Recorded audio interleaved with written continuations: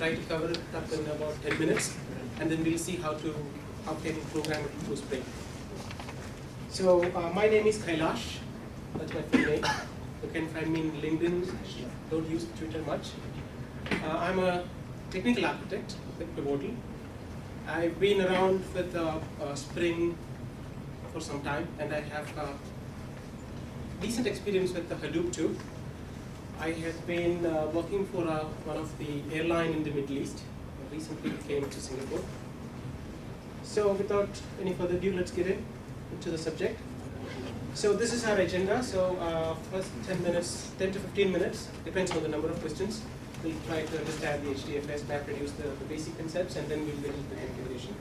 And towards the end of the presentation, I'll run through the demo. Okay.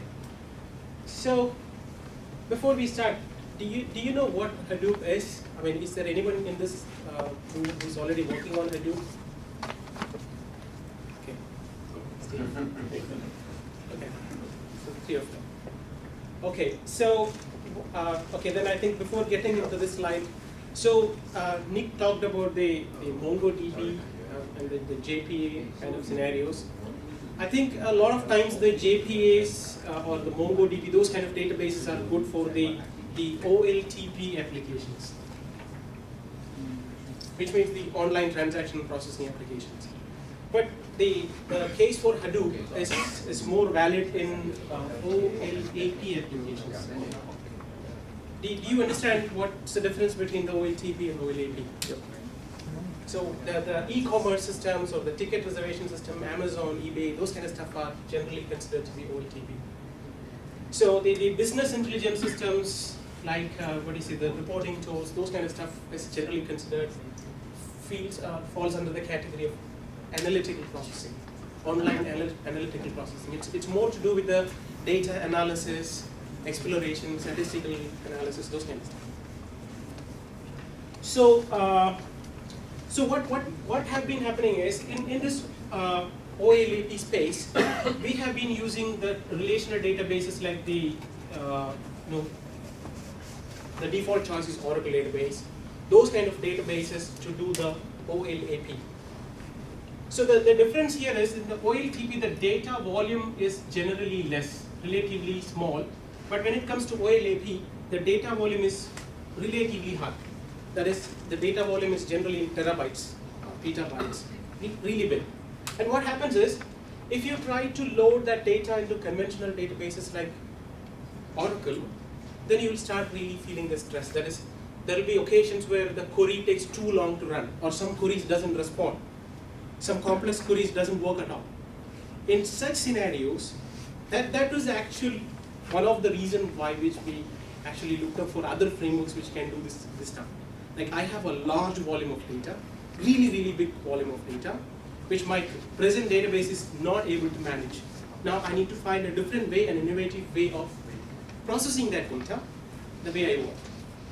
So that's what led to the whole Hadoop and the ecosystem around it. And it was not that Oracle databases or the conventional relational databases was not able to handle the data, but at what cost? If it is costing you millions of dollars, sometimes it may not be, it's not economical anymore. So we needed a very low cost, but a highly scalable solution. And that's how we ended up in Hadoop. Actually, Hadoop was, it all started as a white paper published by Google, and a bunch of smart guys in Yahoo took it up. They built a small framework around it. Do any of you know the name of that framework? GFS. Before that, before even GFS? Nut. So the Nut framework was the father of Hadoop, and later it became a highly accepted framework called as Hadoop. And back in 2006, it came open source. As you know, even Pivotal is one of the active contributors to Hadoop. And the two key aspects of Hadoop is it has a distributed fault-tolerant data storage, and a batch processor. These are the two significant part of Hadoop. So you can use Hadoop for one of these or both these, utilities together. And the third aspect is, if you remember, our initial problem statement was, I need a platform which doesn't cost me so big. I need a platform which I can run on commodity hardware. I think the term commodity hardware requires a bit of an explanation. It doesn't mean cheap hardware. It doesn't mean cheap, simple PCs. There are certain kind of systems. I mean, I don't know what is the real cost of a Oracle full cluster. But there are this new generation of hardware which is called as commodity hardware. Like, say for example, for you can get a decent server of somewhere about 3 terabyte storage, about 24 core processor, this kind of a spec in $2,000. It's considered to be a commodity hardware. So I needed to build a software, or we wanted software platforms which works on these kind of. So that's another selling point of Hadoop. And Hadoop is really good at storing large volume of data in a very reliable way. When I say large volume, it is again a very depends on the enterprise. This term large would vary. There are I know that there are companies who consider 1 terabyte to be real big, and there are other organizations who always talks in petabytes, like Google's and Amazon's. So it's very relative. So when you say big data, it generally means that the data, your existing systems are not able to handle that data. That's when it's big data. That's my opinion. And Hadoop is really good at running batch queries and analytics. So I think that's one of the very important aspect, as I mentioned. So that is the reason Hadoop is not a candidate for the OLTP kind of application. Hadoop is really good because it works a lot of times. You might see that the batch queries and analytics kind of scenarios works really good in Hadoop. And in the occasions where you are not sure of the schema. When I say that, say for example, today your customer database has 5 columns, and tomorrow you have another additional 3 columns you want to add. Hadoop is okay with that. Doesn't matter. You pump in more data, maybe you change the column type. Doesn't matter. The schema is immaterial. So that's what Hadoop is really good at. And what it's not good at is, as I mentioned, in the scenarios where frequent updates are happening, that every record can undergo frequent changes. In such scenarios, Hadoop is not really good. Again, in the low latency response, we'll see what do you mean by low latency. There are different notions around it. And the last point about where Hadoop is not so good at is analyst, because this framework was built by a bunch of nerds sitting in a large enterprise like Yahoo. They designed it in their way. They didn't build smart, smooth, easy to use user interfaces, those kind of stuff. So again, Hadoop is really good at certain stuff, but again, the usability of it among the common analysts isn't that great, but it's improving. So as I mentioned, Hadoop has 2 components. One is a large file system. You may assume it has a storage cloud, a real massive storage cloud, which is called as Hadoop Distributed File System, or HDFS. So the HDFS is again at the end of the day, it's a simple Java program. This whole thing is written in Java. And from an end user's perspective, if you're an end user of HDFS, you feel like you're interacting with a Unix file system, where you'll see directories or the users, then you say create files, upload files, those kind of stuff. And so how Hadoop, so say for example you have 1 terabyte of incoming file and you want to store it in Hadoop distributed file system.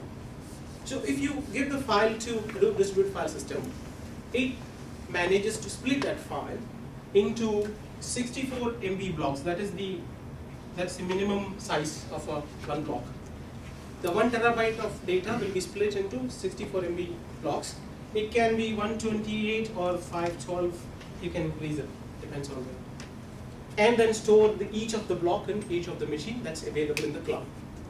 Again, Hadoop is generally good at, it works in a cluster mode, it doesn't work on a server mode. That is, when I hope you understand the whole notion of a cluster. Cluster is a bunch of machines. You can run Hadoop in one box, but when you see the production scenarios, Hadoop is generally, it is a massively big clusters. That's what it's. That's the kind of infrastructure when you generally install Hadoop. So Hadoop stores the file in terms of blocks. Now, to manage these blocks, there are two services running, two daemon services running. These two daemon, the services names are, one is called as the name node, is a master, and the slave processes are called as the data node. We'll understand how it works in the next slide. Say for example, a client, you have a big data file and you want to write it into Hadoop distributed file system. At the step one, you need to issue a request to the name node, saying that, hey, got a file, can you help me to write it? And name node then says, okay, here is a bunch of nodes, the node A, B, and C, and it's capable of handling 1 terabyte of file. You can write into them. So if you need to write or read data from Hadoop, it's always, the first request is through name node. That is, unless name node approves, you can't read and write. But you require name node only for the approval process. Afterwards, it's a direct discussion between the client and the, now, the client, you're writing the data. Hadoop name node says, okay, you have to split this into 64 MB blocks, and let's call each of the block A1, A2, A3, and A4. Write them into each of the node. What happens is one of the node goes down. These are commodity hardware, right? It's a very cheap machines. There's a good chance that disk fails, network fails, maybe the whole system burns out. That's the reason they are commodity. What happens is, HDFS has got this technique called as replication.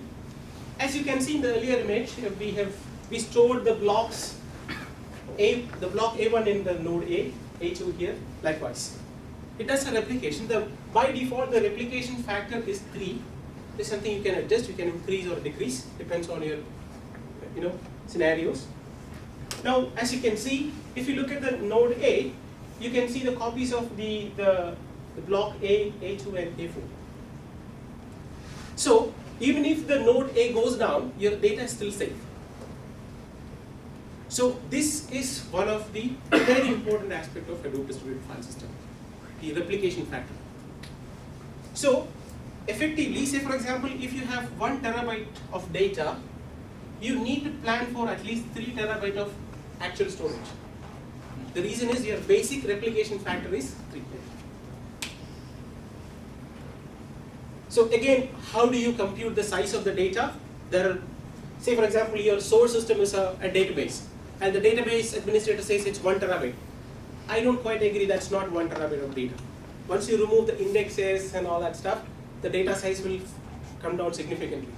Again, Hadoop it's capable of, the minimal compression is 3x. The least compression that you can do is 3x. So if you give 1 terabyte of data, just imagine 3x compression. It will be few MBs. So this is how the fault tolerance works. Now, a client wants to read the data. You've had a large file, you split that into small blocks and distribute it. Now the client wants to read it. Then client issues a request, again to the name node asking, okay, please approve, I need to read. Again, client says, okay, the data is available in XYZ nodes, please go and read it from there. And it's very simple. So that's what it is.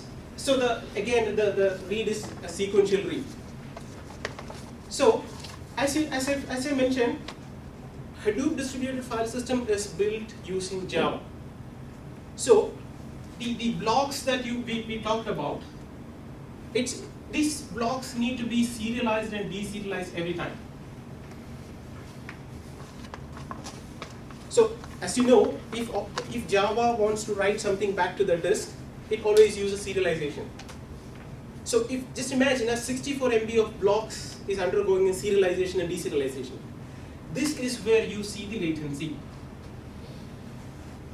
The reason why Hadoop distributed file system or Hadoop is not that fast, I wouldn't say it is slow, it's not that fast, is because every time you request for data, it has to be converted into a Java object, brought it into memory before serving it to you. Does that make sense? So that's what the Hadoop distributed file system is about. If you need to increase the size of this cluster, all that you need to do is add a node, register it in the master, and say, okay, I've added another 10 more nodes, now it's available. Now you can store more data. And there are ways, there are techniques in which you can redistribute the existing data within the cluster. There are simple utilities available. So scalability is generally not, without any interruption you can scale. So on each request, does it load the whole data on the first request, or it's keep on like incremental basis and load the data? Like if I request something which is of like 100,000 rows or something like that, so it loads the whole data and then give it transform the objects and give, or it's like it keeps on creating a chunk of data and keeps on pushing the data to the system. Yeah, it's in a sequential fashion. It's a sequential. It's not like getting up the whole things and then transferring it. See, we in Pivotal we have built a utility called as data loader, through which it does a parallel load. Like if you have 1 terabyte of data across the cluster, we can load it parallelly from that. And I think the latest test was somewhere about 16 terabytes in a second. I don't remember that number correctly. But in the conventional Hadoop, it is sequential. And again, if the name node goes down, everything stops. Everything stops. So you need to provide a high availability for name node. The distributions like Pivotal Hadoop, we have built in this high availability into name node, such that even if your primary name node goes down, there's someone else to take care of. So now one question. So if I choose my block size to a higher one, let's say 512, so in that particular case, since the Java serialization is very slow, so it might happen that what I am choosing as a block size, it might reduce the performance. It is possible. It's a really good question actually. I think you deserve one quick. Thank you. So it's the block size is you really have to think through. You can't just give the maximum block size. So in some cases, I have seen somewhere about 300. I mean, there is no size around 300, but 300 MB is generally an optimal size on commodity hardware for most of the scenarios. General scenarios, like you have frequent reads and writes, 300 MB block size is a relatively optimal. There is no real proof for me to say that, it's just from my experience. So, you're right. You can't say that the biggest block size is the best. Maybe in the scenarios where you only write, that is you have a lot of data and a lot of time you write the data. Very rarely you read the data from the file system. Maybe you want to consider the large volume. So it's a trade-off. It's a trade-off. There are a lot of trade-offs to be done. Like this. When you say the client, you mean my application? Yes. Okay. Why do I need to know about all the nodes? Why do I need to know about node A, B, and C, and D? You don't need to know. Oh, you will be asking the name node saying, okay, please you say get file A. That's it. You don't have to worry about from where it comes. Oh, okay. Because it looks like from client there are different arrows to A, B, and C. That's so how the data transfer is physically from every node, but it's actually abstracted from you. Okay, I don't need to. Okay. I assume that your data nodes here is on one location or multiple locations. It could be in multiple racks, but if it is across 2 data centers, it's a tricky business. And do you factor your network design, network speed when you design the infrastructure of this? Absolutely. We isolate the network. We don't interfere with the common network, because just imagine when you do the shuffling of a 64 MB blocks across the network, it can bring down your corporate network. How about if I do the virtualization and I have one very super computer, only one, but many virtualization, and I put all these nodes? Very interesting. I'd request you to stay back towards the end of the conference, because we have built something called as Hadoop virtualization extension in Pivotal. And again, Hadoop, while the native Hadoop is not really good with the virtual machines because it doesn't understand the underlying virtualization concepts. But there are products available which actually tells that, okay, you're on a virtual machine, don't store everything in one disk. There are utilities built around that. What is the genuine benefits, compared to your cubing data warehouse against or compared to this Hadoop? Data warehouse, can you be a little more specific? Are you referring to any data warehousing product? No, I'm not. It's all about OLAP, right? This one is all about OLAP also, okay? Yeah. You have data warehouse which the sole purpose is to have your reporting, Yeah. business analysis, executive information system, Yeah. right? So this one is the same, right? So It is the same. So which one is faster? Which one has give you more analytical data, things like that? It's the answer to that is really, really complex in the sense that you really have to do an architecture trade-off analysis. You need to say, you need to have all your non-functional requirements and functional requirements before you answer that question. Because if you, for an argument's sake, I can say that Hadoop can solve all the problems in data warehouse, but that's not completely true. There are certain areas where Hadoop doesn't really work. When you have complex queries, complex analytical queries, if you're familiar with the Greenplum database, some of the analytical queries that you can run in Greenplum database, like it's a data warehousing product. You can't do it in Hadoop. But the cost at which you can scale the processing and storage is amazing. So if you're interested, maybe at the end of the presentation, I'll be more than happy to, because I've done this kind of a trade-off analysis in the very recent past. Okay, thank you. Thanks for the question, Vinay. It's a very big question. I'm out of gifts. You're giving me one. Thank you. That's a very interesting question also. It's actually one of the key questions of why should I have Hadoop when I already have a data warehouse? So that's the storage part. Next comes the processing part of it, where the programmers are interested, programmers and developers. Now the whole idea of it, so we have seen that if you have a large file, you can split that into small blocks and distribute. Now, all that you have to write is, write a small piece of code which you send along with the data. So you have 4 nodes, A1, A2, A3, and A4. All that you do is, the Java code that you have to write to process that data, you send to each of the nodes, that's it. It's very simple deal. Again, we have 2 daemon services. First guy is the job tracker, who, again, if you have to issue a request, send it to job tracker. The task tracker is the one who actually does the job. And we'll see the details of that in the coming slides. So a client, you've written a smart algorithm to do some data processing. Now you are the client, you want to submit that job. You issue a request to the job tracker saying, hey, I have a job, please help me. And the job tracker says, okay, you have the data. I mean, here you know that the node A has data, node A, B, and C has the data, and it also has some processing power. It has CPUs within it. So you send the code into each of the nodes, and each of the nodes gets your code, processes down the data that they have, each of the node has, and finally write the output back to the client.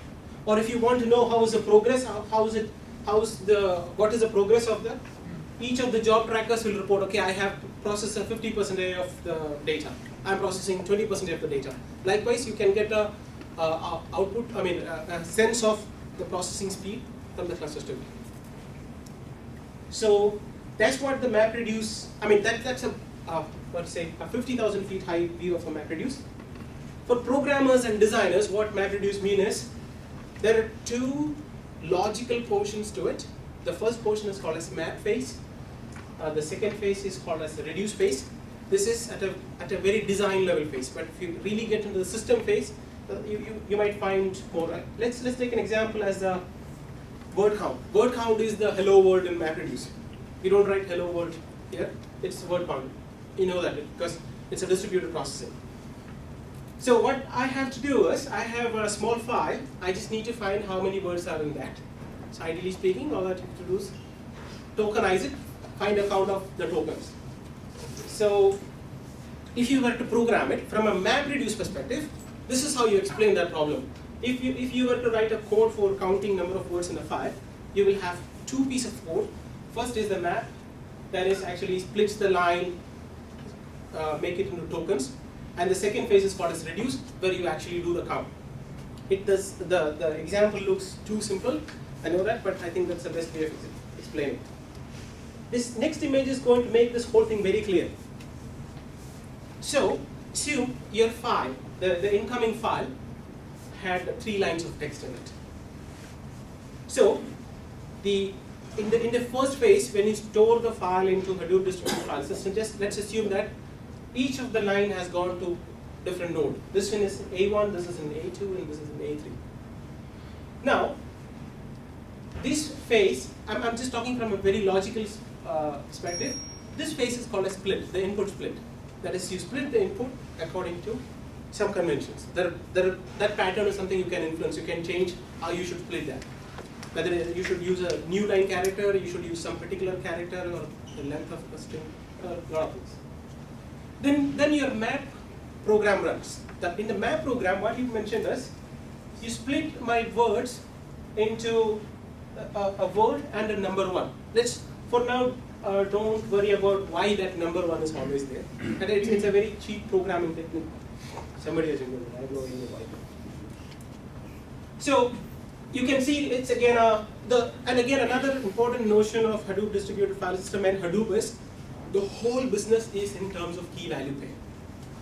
So the whole thing works in terms of a NoSQL database. So I mean there are various arguments against it, but everything has to be in key and value. And sometimes it becomes a limitation to it. So let's say that okay, the map program split my string into keys and values like this, and there are 3 programs running parallelly instead of 1 program doing this count. Just imagine if you have 1,000,000 lines like this, you have parallelism available already.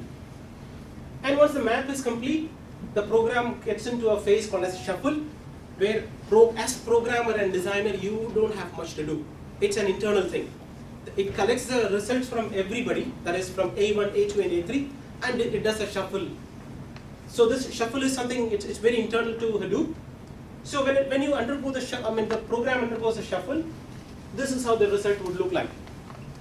Hadoop appeared here and here, then it took this key, then assigned the values to it. In the reduce phase, as you can see, it just did the sum of the numbers the values available. It's a very simple technique actually. This is at a very, very high level MapReduce. This is how it works. We'll see the code also. Did you have any questions at this stage? Good. Now let us see if you were to write a conventional Java program. So as Nick mentioned, the whole idea of Spring is simplify.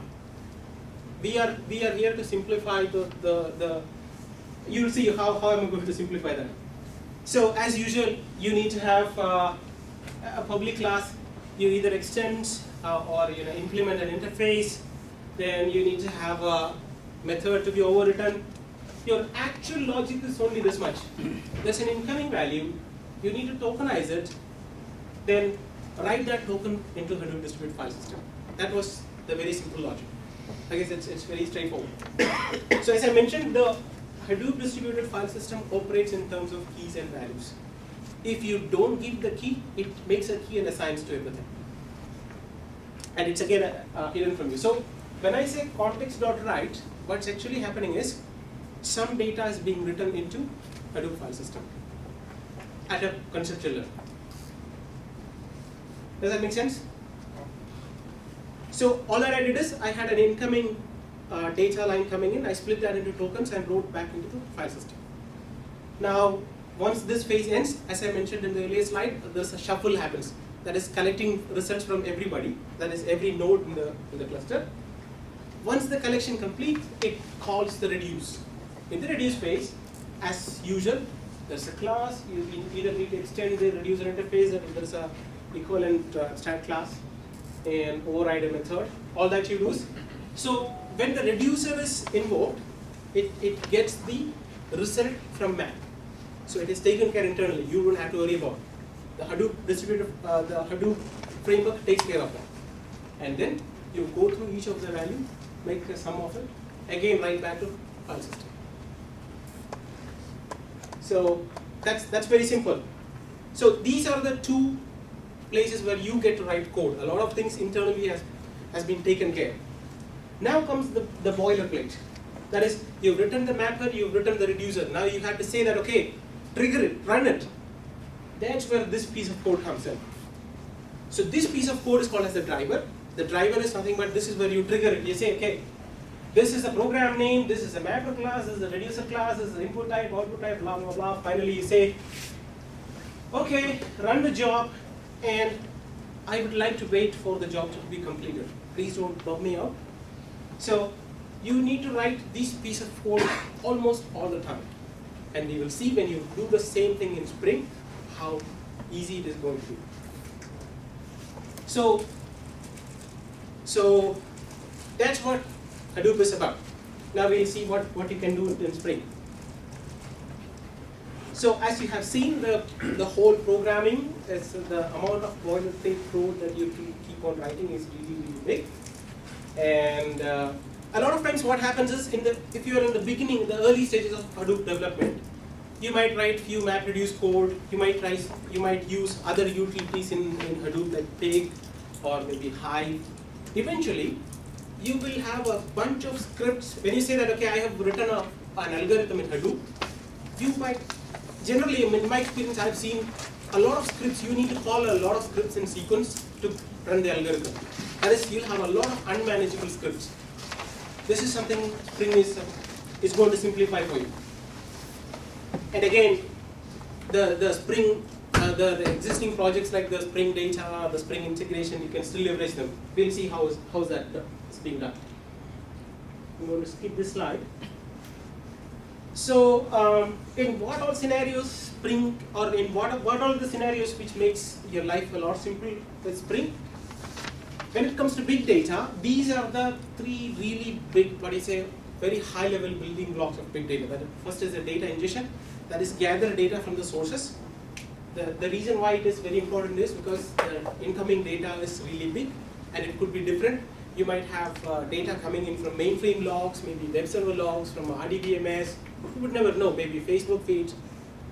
And then you need to have a framework where, say for example, first you need to do the data cleaning, then you need to do the say for example, validation, then you want to do profiling, then you do analytics, finally generate a charts and graphs, send it to somebody. The orchestrating of this whole task, that's where you need a lot of help. Again, finally, once you run your algorithm or your analytical model, you want to write that result back into a traditional database, or maybe you have a web application, a Spring MVC application which shows the charts and graphs. So these are the three places where Spring is going to be really, really useful. Now, if you remember, this was the boilerplate code to trigger the Hadoop job. Let's see if you were to simplify this thing using Hadoop. That's it. It has gotten a lot cuter than you've seen before. So here, as you can see, the first thing is, say for example, if you have multiple environments, development, QA, and production, you can have different properties. This is the application context.xml, by the way. So here, as you can see, there's a development system configuration only. And here is again, so this is where you actually say that, okay, there is something to do with Hadoop. This particular application is a Hadoop application. This particular XML configuration says, okay, you are in Hadoop officially. And then you have to say the job ID, input path. Again, you can take it from the property file. And so, as I've told you, the HDP configuration, this is available. I don't remember what is the XSD you have to download. Maybe you can look up and tell you. So the moment you mention this becomes a Hadoop application. I mean, just a Hadoop application in the overall scenario. And you say Hadoop, you define a job. In the job, you say that the job related parameters. then you create something called as a runner. The runner is nothing but, that is the, if you remember in the earlier slide, this is actually your hardwiring the job, the mapper class, the reducer class, the types, and everything in one place. This is what we are trying to decouple here. Now, the advantage here you have is, you might have the input path, output path different for different environments. In development, QA, you might have different environments that you can control. Again, the runner, maybe say for example, your algorithm is simple enough to run as a simple Java program. You don't need to run a MapReduce program at all. In that case, you might be able to create a runner of a plain old Java without MapReduce. There's no MapReduce involved at all. You have all your configuration retained, but your runner is a plain old Java object. So, but when you move to QA or another environment, that is a full-blown cluster where you have 100 nodes, 100 terabytes of storage. So the runners, there are different kind of runners. The default runner, the job runner means it's a Hadoop runner. I mean, there are no generic runners available yet, but I think eventually it will come. So if you are using job runner, which assumes that it is a Hadoop job runner. Likewise, you have a big runner, you have high runner, which means you have actually decoupled the environmental configuration, the job configuration, and runner from each other, such that you can change the parameters as you wish. So I think when compared to the earlier configuration where you hardwire everything into one place, this makes it a lot easier. Again, there will be occasions where, say for example, before you submit the job, you want to make sure that the directories are being created, or the user has the right kind of permissions, or you might want to do a lot of validations before you trigger the job. With this Spring dependency injection, it is possible. All that you have to do, say for example, you have created a simple auto-wired object called as MapReduce job. All that you have to do is call submit method. That's the stage at which your MapReduce job gets submitted. You can do maybe some processing before that or after that. I'll try to show you an example how you would effectively use that. So this is one very powerful capability of Spring. I don't think this is really possible in a conventional way of doing Hadoop. Again, say for example you are a Python program. You can write MapReduce jobs in Python or Groovy, or I think a lot of programming utilities you can write. So, and Spring provides a utility. I mean, it's called as Hadoop streaming, wherein you write the mappers and reducers in a non-Java platform. Through Spring, you can automate that. Here is a simple example. Again, here is for a development environment. Here, instead of using, here I'm using the HTTP streaming, as you can see. And again, we have to mention the input parameters, output parameters, etc. And depends on the environment. All that if it changes, your environmental variable, I mean the property file you have to change. That's all. Depends on the environment, you can switch. So you can do Hadoop streaming also through Spring.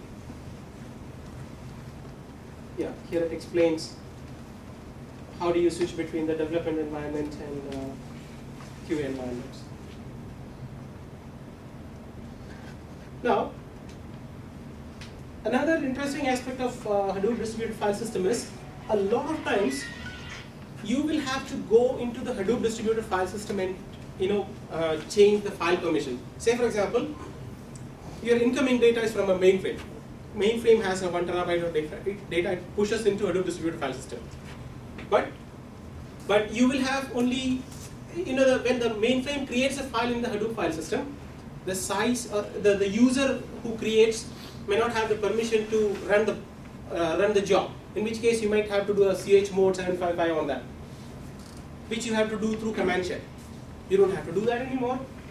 It's a very simple thing called as FSL, through which you can run. Say for example, you can check whether the output directory exists already. If it exists, remove it or change the permission of that. Do whatever you want to do. Here in this example, I'm using Groovy. I mean, any JSR 233 based programming, scripting languages can be used. Here's an example from Groovy, where what all that you're doing is you're checking whether an input directory exists. If it doesn't exist, create it, copy a file, change the file permission. Now you don't have to go to a shell and do all these operations. You can do it programmatically. That's one big advantage. This is another simplified example of how do you run a script. Say say for example, you have a setup script which creates the directories, creates the permissions and all that. You can run through in the configuration of XML. I'm running out of time, I'm sorry. Okay. Maybe I'll just take you through one of the demo before we'll see if I still have some time left. I'll run through the rest of the slide. In the rest of the slides, what I'm trying to show you is, one is about the workflow feature of Hadoop, wherein, say, for example, let's take a look at this particular piece of code, where you're running a job. Before running a job, you want to run a setup script, and after running a job, you want to do a cleanup script. It is a very small workflow. So these kind of workflows can be designed very easily. And okay, let's take a quick look at how do you do this whole thing in Spring. Before that, I'd like you to take a look at, if you have Hadoop distributed file system included, I mean Hadoop distributed file system running, if you want to know what's there in it, there's going to be a service running at the port 5070. It's more of a name, it's a log file about the cluster. It looks really dirty in this way, but there are better utilities. If you're using Pivotal Hadoop, we have a very fancy user interface which shows a lot more information in a neat fashion, where it says what is the total file system used, what's the percentage, who's using it, how many nodes available, live nodes, dead nodes, decommissioning nodes, all this information is available. I just wanted to show you that if you want to know where's my file, how do I manage all this, there are utilities built around that. And okay.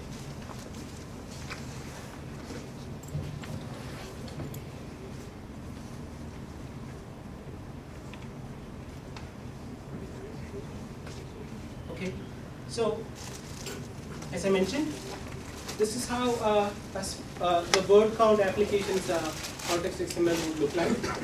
Where you say where the file system, where is the job tracker, if the job tracker is using, if you're not using a default job tracker, maybe you might want to say that it's a different port number, different attributes you can mention. And here I've said this is job, as I mentioned in the earlier slide, all the job related attributes. And also, as you can see, I'm also running a small script. The script, what it does is, it is making sure that the local file is available for me. I mean, I'm about to do some data processing. It is making sure that the file is there, the file is available in this particular directory, and this is the input directory, output directory, all those stuff. And as you can see in this example, what I did is, I didn't do, this is actually the word count example that's available in Spring Source, so you can download it and start using it as it is. The mapper and reducer, you reused it from the jar file. The mapper and reducer, you not necessarily have to code it, it's already available. You've already seen the source code of that when I explained it earlier. It's available in this jar file, so I just simply used it. So the deal is very simple. It's again it's a small application. I'm not going to run the build here because it's going to take some time. The Maven will start downloading all the dependencies and then please cover.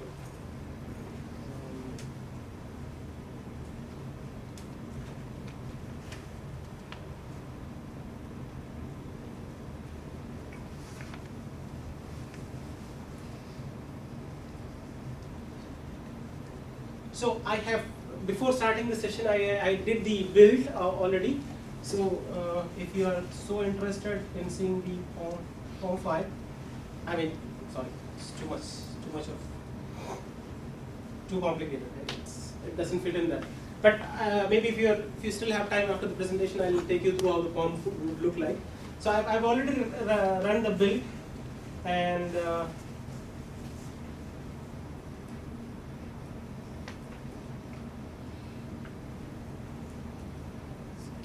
so it created a simple shell script.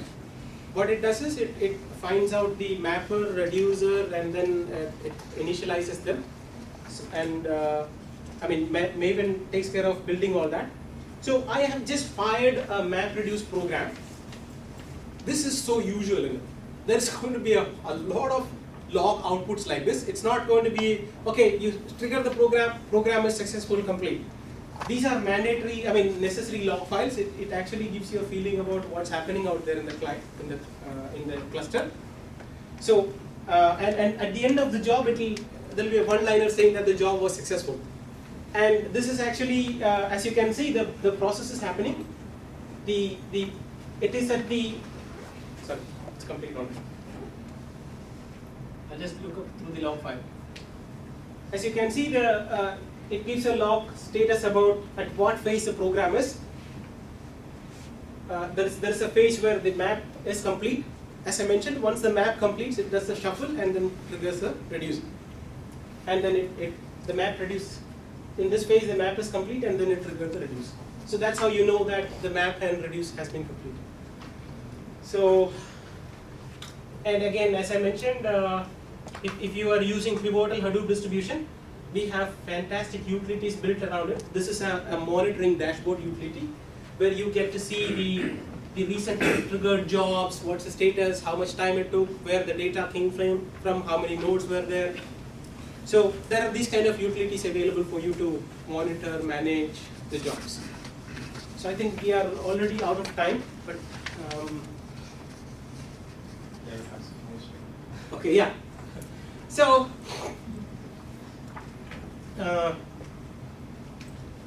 so as you have seen, where Spring is going to help you a lot is in I'm going to skip a few of the slides and show you. So when it comes to big data, these are the problems you will have to solve with it. That is, somehow collect the data, do transform it, because the incoming data may be in the xd, you have to convert that into ASCII, or maybe it's a relational database, you want to convert that into object. And then sometimes you have to do the real-time analysis, like the feeds are coming in before, you might have only a few milliseconds to do the analysis. In an example where the data coming from Twitter, using Garden Post, you can comment data, the Twitter feeds are coming in. As they come in, you want to do some analysis. Using Spring integration, the capabilities that you have available in Spring integration, you might be able to insert that into a Gemfire, like in-memory database, to do a faster real-time queries. Or you can insert that into a Redis-like database for a scale-out, like a cache infrastructure. Or using Spring integration, you can integrate that with Hadoop very easily. So I mean, you've already seen the code base of that, where you can trigger a conventional batch job, or you can run a Hadoop MapReduce job, finally write the whole output into a database, or create a charts and graphs and publish out of that. So what I intend to say is that Spring has built capabilities to assist application designers and developers for all these phases of their application, big data application development. And it is made through the Spring integration, as you know. It's a very mature framework. And another project from Spring is the Spring Batch. So when you use Spring Hadoop with the Spring Batch and Spring Data, that's when you can actually see the real value. So with that, I'd like to conclude this presentation. I think I had very less time. I've taken about 4 more minutes than I supposed to, and I've skipped about 5 slides. I'm sorry about that. If I get one more opportunity to talk about it, maybe I'll climb it. Thank you so much for your time.